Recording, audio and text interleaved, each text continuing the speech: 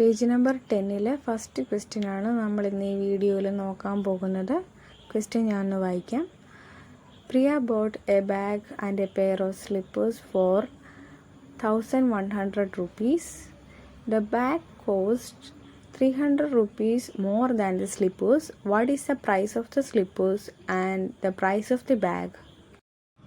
ചെയ്യാനുള്ള എളുപ്പത്തിന് ബാഗിൻ്റെ വിലയെ എക്സ് എന്നും സ്ലിപ്പേഴ്സിൻ്റെ വിലയെ വൈ എന്നും നമ്മൾ എടുക്കുകയാണ്.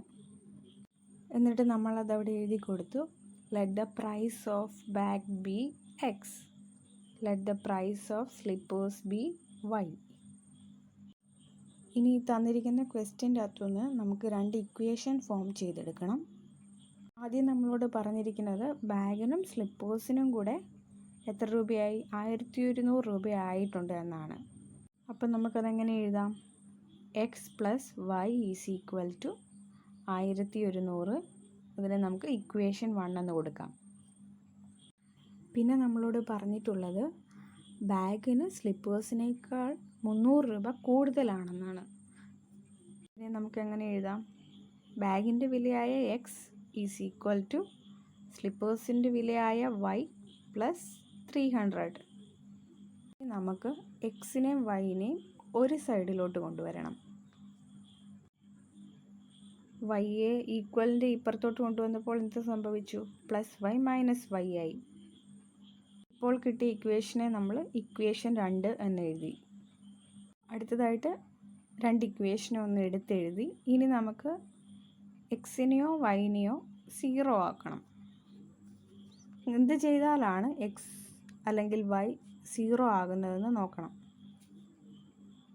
ഇവിടെ നമുക്ക് നോക്കുമ്പോൾ തന്നെ കാണാം, എക്സിൽ നിന്ന് എക്സ് പോയാൽ 0 ആയി പൊക്കോളും. എന്നിട്ട് നമ്മൾ സൈഡിൽ എഴുതി കൊടുക്കണം ഇക്വേഷൻ 1 മൈനസ് ഇക്വേഷൻ 2. പിന്നെ വൈ മൈനസ് വൈ എന്താകും? 2y ആകും.